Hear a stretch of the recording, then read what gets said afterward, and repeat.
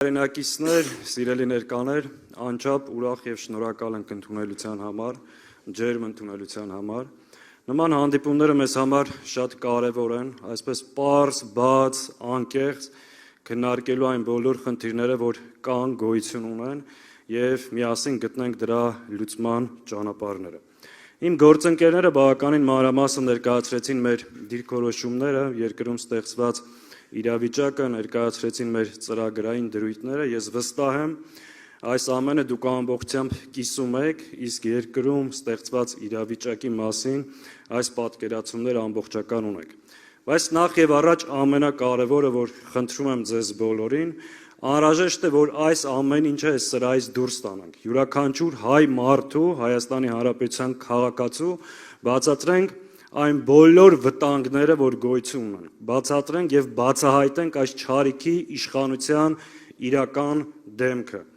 Դժբախտաբար դեռ մենք ունենք հայրենակիցներ, ունենք Հայաստանի Հանրապետության քաղաքացիներ, ում սրանք կարողանում են դեռ խաբել եւ մոլորեցնել, ում սրանք կարողանում են դեռ իրենց կործանման, ոչնչացման, քանդման, զիջման օրակարգը ներկայացնել խաղաղության կամ բարեկեցության օրակարգ։ Հետևաբար մենք միասին այս ուղղությամբ հսկայական աշխատանք ունենք եւ ես կուզեմ յուրաքանչյուրը իր բակում, իր հարևանի հետ, իր դասընկերոջ հետ այս աշխատանքը անենք մեր քաղաքացիների հետ, անենք համբերատարությամբ եւ բացատրենք այն իրավիճակը, որ մեզ սպասվում է։ 21 թվականին մենք միասին փորձել ենք դա անել։ Եվ շատ պարզ ասում ենք, եթե 21 թվականին կարողանային կանխել այս չարիքի իշխանության վերարտադրությունը, այսօր Արցախը հայաթափված չէր լինի։ Այսօր Ադրբեջանի զորքերը Հայաստանի ինքնիշխան տարածքում չէին լինի։ Բայց սրանով սպառնալիքները չեն վերջացել։ Շարունակ հանձնվելով Ադրբեջանի ախորժակը ավելի է մեծանում։ Այսօր մենք Հայաստանի Հանրապետությունում, մեր անկախ հայրենիքում ինքնության պահպանման խնդիր ունենք։ Հետևաբար այս չարիքի իշխանության վերարտադրությունը հասցնելու է մեր պետականության ոչնչացմանը։ Ու սա այլևս չափազանցություն չի։ 21 թվականին պարզ կանգնում ասում ենք այս վտանգների մասին։ Ցավոք սրանք կարողացան խաբել իրենց կեղծ թեզերով։ Պետք է այս անգամ առնվազն սա թույլ չտանք։ Մենք ինչ ենք առաջարկում մեր ժողովրդին։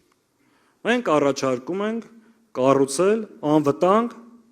եւ մրցունակ պետություն։ Մենք առաջարկում ենք կառուցել անվտանգ Հայաստան, որտեղ հայ մարդը, Հայաստանի Հանրապետության քաղաքացին պաշտպանված կլինի։ Մեր երկրի ինքնիշխանությունը, տարածքային ամբողջականությունը պաշտպանված կլինի։ Եթե տարիներ առաջ մենք հավաքվում խոսում ենք համահայկական ծրագրերի, զարգացման, մեգա նախագծերի, չգիտեմ ինչի մասին, այսօր խոսում ենք մեր երկրի ինքնիշխանությունը ու մեր քաղաքացիների անվտանգությունը ապահովելու մասին։ Հետևաբար անվտանգ եւ մրցունակ Հայաստանի կառուցումը այլընտրանք չունի։ Ինչա պետք է անվտանգության համար։ Երկու կարևոր բաղադրիչ։ Մարտունակ, սպառազինված ժամանակակից բանակ եւ խելացի ու հայկական շահերից բխող արտաքին քաղաքականություն։ Սրանք կարող են դա անել։ 8 տարի ամեն օր ապացուցում են, որ ոչ։ Իսկ ով կարող է դա։ Այն թիմը, որ մի քանի անգամ արել է։ Էսա մեր ու մյուսների տարբերությունը։ Այս նախընտրական շրջանում շատ խոստումներ եք լսել ու բնական է, որ լսելու եք։ Բայց ամենակարևորը պետք է հասկանանք, որն է այն քաղաքական թիմը, որ կարող է դա անել։ Եթե շատերը երկար համոզելու են դա ինչպես են անելու, մենք մեկ նախադասությամբ այդ հարցի պատասխանը ունենք, այնպես ինչպես արել ենք սրանից առաջ։ Ու արել ենք միասին։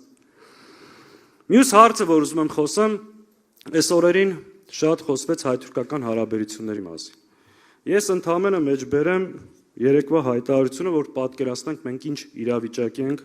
հայտնվել։ Թուրքիայի պաշտպանության նախարարությունը հայտարարություն է տարածել, որով ասվում է, մենք հիշում ենք անմեղ եւ անպաշտպան թուրքերին, ովքեր սպանվեցին 1915 թվականին հայերի կողմից։ Սա հայտարարել է Թուրքիայի պաշտպանության նախարարությունը։ Ու սա Հայաստանի այս վարչախմբի վարած քաղաքականության արդյունքն է։ Երբ որ կասկածի տակ են դնում արդեն ցեղասպանության փաստը։ ու այս կարգի լկտիացնում ու ցինիկացնում այն մարդկանց, ովքեր մեզ մեր սեփական հայրենիքում վերջի 100 տարվա մեջ 2 անգամ ցեղասպանության են ենթարկել։ Ու Հայաստանի իշխանությունները ասում են, որ մեր անվտանգության երաշխավորը Ադրբեջանն է։ Էսա իրականությունը, որ խորությամբ պետք է հասկանանք։ Իսկ ինչ վերաբերում է հայ-թուրքական հարաբերություններին, մեր տեսակետը շատ հստակ է։ Մեզ ցեղասպանություն ենթարկած պետությունը վերջին 35 տարի մեջ Հայաստանը շարունակում է պահել շրջափակման մեջ։ Մենք կողմ ենք հայ-թուրքական սահմանի բացմանը։ Բայց այդ սահմանը փակել է Թուրքիան եւ պետք է Թուրքիան բացի։ Ու պետք է բացի առանց նախապայմանների։ Եվ մեր 1.5 միլիոն նահատակված եւ սրբադասված նահատակների այրյունը սանկարկության կամ բանակցության առարկա չի։ Եվ վերջում սիրելի հայրենակիցներ, սրանք փորձում են իրենց իշխանությունը պահելու, վերարտադրվելու համար համատարած վախ տարածել։ Իմ ընկերները արդեն ասացին, սրանք իրոք վախենալու չեն։ Դուք որևէ մեկից վախենալու բան չունեք, որովհետև սրանց կարճ ժամանակ է մնացել, բայց իրանք վախենալու շատ բան ունեն,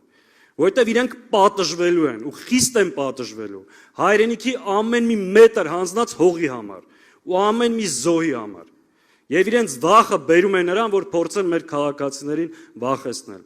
Դուք տեր կանգնեք ձեր իրավունքներին, քվյարկեք ու մերժեք այս իշխանությանը, մենք ձեր քվեին տեր ենք կանգնելու եւ միասին ուժերով կառուցելու ենք արժանապատիվ ու անվտանգ Հայաստան։